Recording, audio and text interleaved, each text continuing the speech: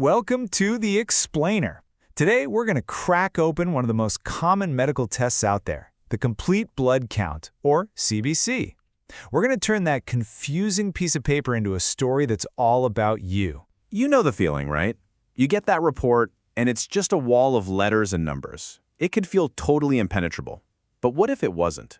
What if you could actually read the incredible story being written inside your own body? Okay, let's dive in. First things first. What are we even looking at here? Well, about half of your blood, 55%, is this yellowish liquid called plasma. It's basically the river that carries everything around. But that other 45%, that's where the real action is. That's where we find the cells. So, let's kick off our investigation with the cells that are by far the most numerous in your bloodstream. They're actually the reason your blood is red.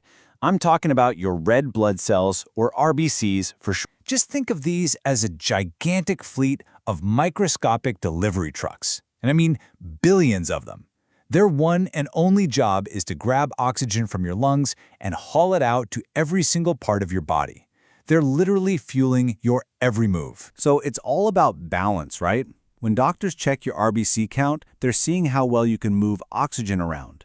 If the count is too low, that's a condition called anemia. It means your body's starved for oxygen, which is why you might feel so tired and weak.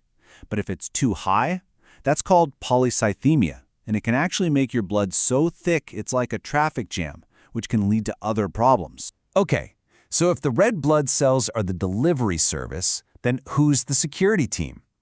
Let's meet the guardians of your bloodstream, the white blood cells. These guys are the bouncers, the security detail of your body. White blood cells, or WBCs, are always on patrol, looking for trouble. Their job is to find and take down any unwanted visitors. We're talking bacteria, viruses, you name it. If it doesn't belong, they get rid of it. So what's their number tell us? Well, high WBC count, called leukocytosis, is actually a good sign most of the time. It means your immune system is fired up and fighting off an infection. On the other hand, if that number is low, that's leukopenia, it can be a bit of a concern. It might mean your body's defenses are down for some reason. But here's the cool part. This security team has specialists, and doctors have this great little mnemonic to remember them. Never let monkeys eat bananas.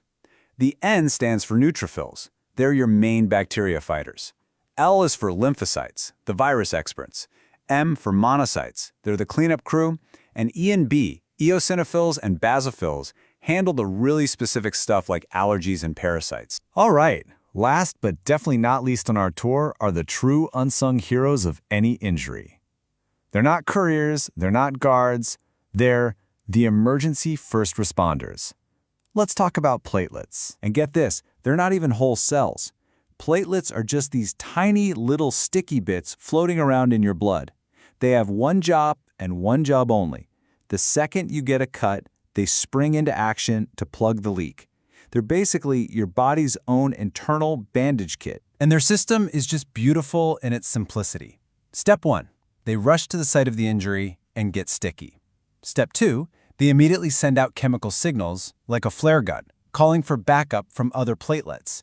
And step 3, they all clump together, form a temporary plug, and kick off the whole process of forming a clot. Amazing. Okay, so we've met the delivery crew, the security guards, and the emergency responders. Let's zoom out now and see what it all means when you put it together. So you see, a CBC isn't just a list of numbers. It's a snapshot of 3 huge systems working in your body. Your RBC count, that's your energy level, plain and simple. Your WBC count, that's the readiness of your personal army. And your platelet count, that's how good your body is at patching itself up after an injury. Together, they tell this incredible, dynamic story about your health. And the real clues are often in how these numbers relate to each other.